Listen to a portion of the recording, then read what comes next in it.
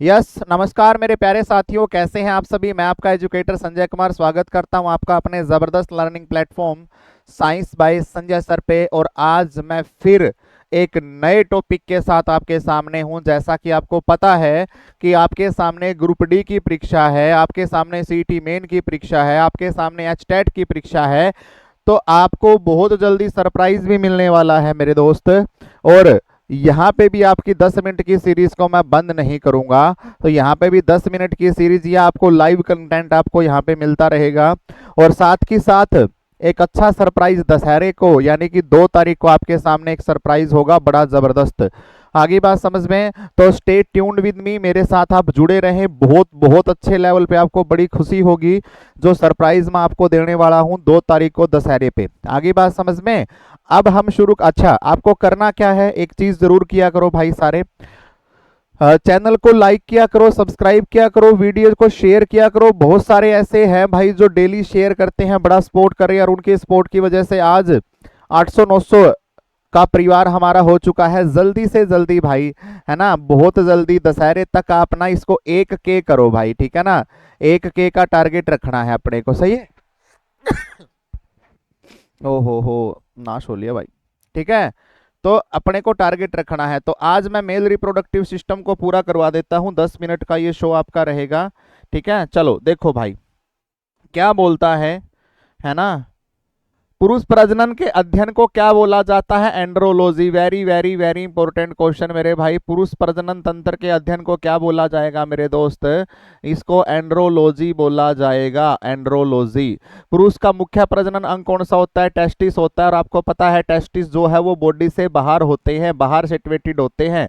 क्यों? अपनी बॉडी का जो टेम्परेचर होता है ना बेटा, अपनी बॉडी का टेम्परेचर होता है 37 डिग्री सेल्सियस या 98.6 फ़ारेनहाइट।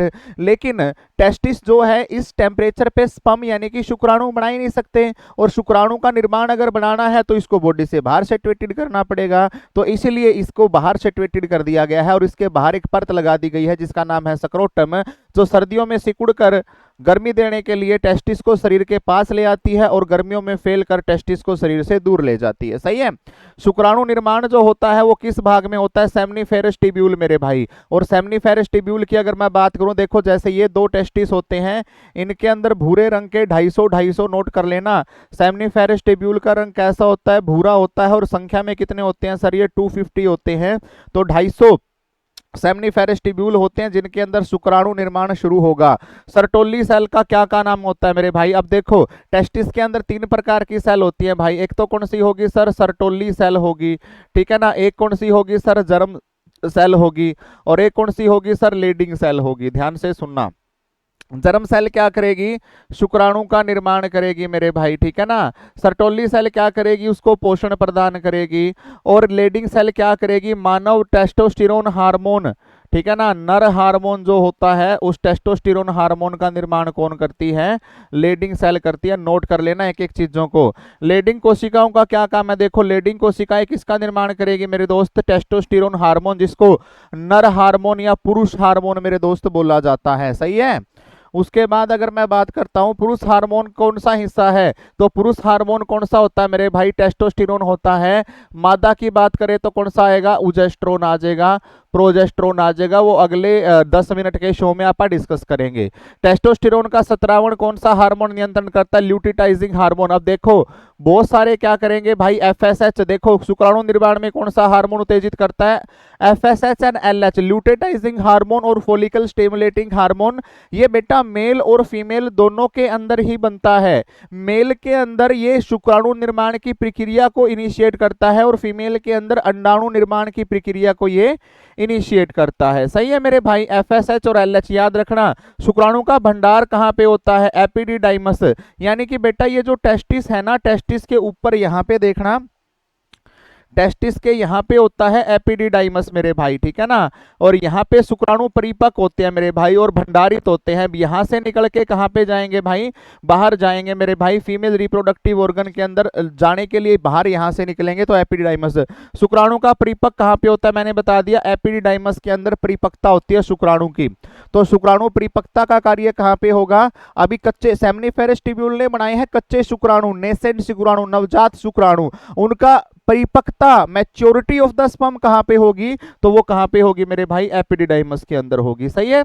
उसके बाद देखो शुक्राणु को एपिडाइमस से मूत्र मार्ग तक ले जाने वाली नलिका वास डिफरेंशिया, यानी कि सर यहां से और यहां तक उठा के अब यहां तक लेके जाने वाली जो नलिका है ये सेमिनल वेसिकल का कार्य, यहां पे ग्रंथियां होती है सेमिनल वेसिकल, शुक्राणु को ऊर्जा देने वाला फ्रक्टोज, यानी कि सर ध्यान से सुनना कि शुक्राणु जब चलता है ना, शुक्राणु को चलने के लिए ऊर्जा कहां से मिलेगी, तो सेमिनल वेसिकल दो ग्रंथियां होती है जो क्या डाल देगी उसके अंदर, फ्रक्टोज, फ्रक्टोज यानी कि फलों की शर्करा, यानी कि सर कार्बोहाइड्रेट डाल देगी, जिससे चलने के लिए स्पर्म को ऊर्जा मिलेगी। वरना स्पर्म कैसे चल पाएगा बिना ऊर्जा के, हम ही नहीं चल पाते जब, है ना।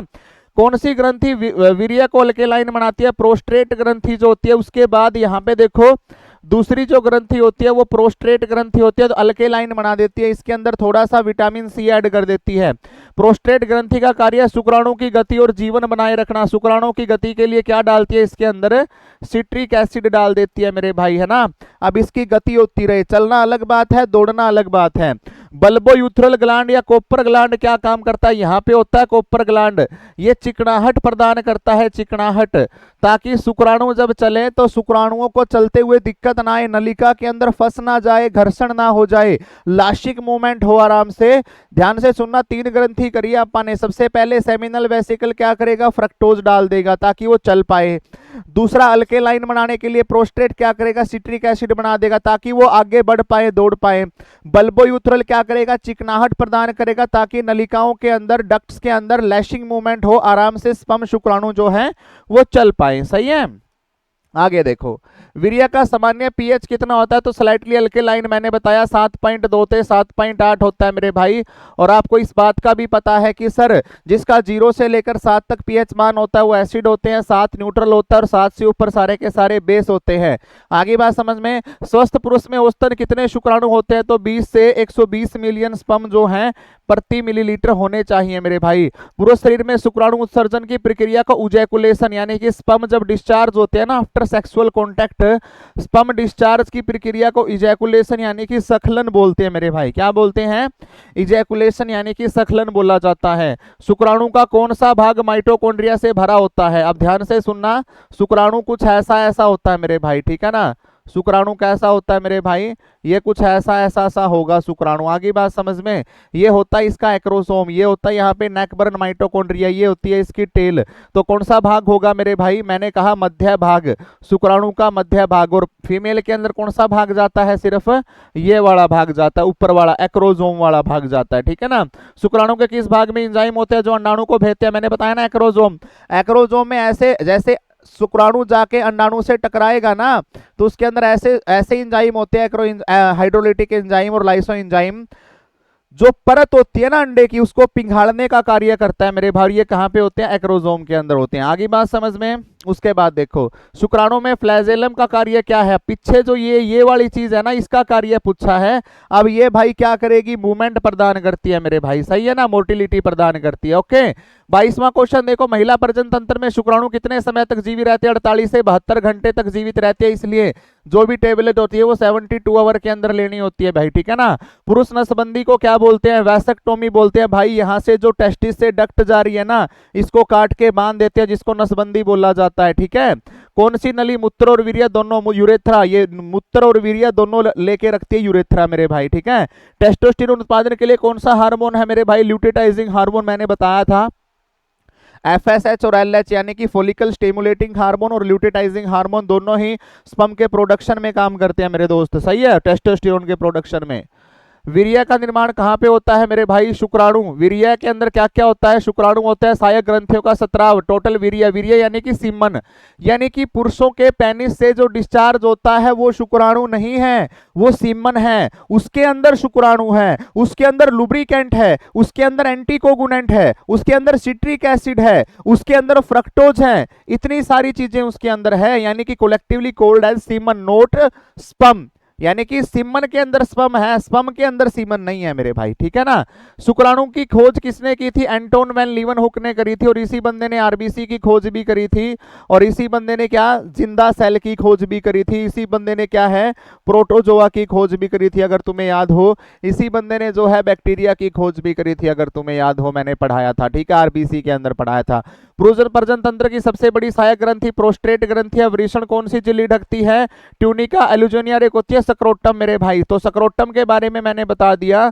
ये सक्रोटम टेम्परेचर डिपेंडेंट होती है, सर्दियों के अंदर सिकुड़ जाती है, गर्मियों के अंदर फैल जाती है। उसके अंदर भी एक छोटी सी परत होती है ट्यूनिका अल्बुरेजिया, ठीक है मेरे भाई। अब ये क्या करेगी मेरे भाई, ये ओवम के आर बार भी पाई जाए कर है और टेस्टिस के आर बार भी पाई जाए कर है, ठीक है। वृषण को एपिडाइमस से जोड़ने वाली नलिका का नाम क्या है? एफ्रियन डक्टलेस है मेरे भाई, जो एपिडिडाइमस से वृषण को जोड़ती है। यानी कि सर यहाँ पे एपिडिडाइमस और यहाँ पे वृषण, यहाँ पे इनके बीच में, वृषण और एपिडाइमस के बीच में क्या है? ये है मेरे भाई, ठीक है। चलो आगे बढ़ते हैं। चलो थैंक यू सो मच, बहुत बहुत धन्यवाद आप सभी का मेरे भाई। साइंस भाई संजय सर को यूट्यूब, टेलीग्राम, इंस्टाग्राम पे आप बहुत प्यार दे रहे हो। टेलीग्राम चैनल को सारे के सारे सब्सक्राइब करना। साइंस भाई संजय सर है, इंस्टाग्राम पे संजय गहलोत सर और साइंस भाई संजय सर दोनों ही मेरे पेज है मेरे भाई। और यूट्यूब के ऊपर साइंस भाई संजय सर को सब्सक्राइब करना, फॉलो करना। Thank you so much. ज़्यादा इंफॉर्मेटिव वीडियो आपको ऐसे ही मिलती रहेगी। तब तक के लिए थैंक यू सो मच, बहुत बहुत धन्यवाद। ऑल द वेरी बेस्ट मेरा बच्चों।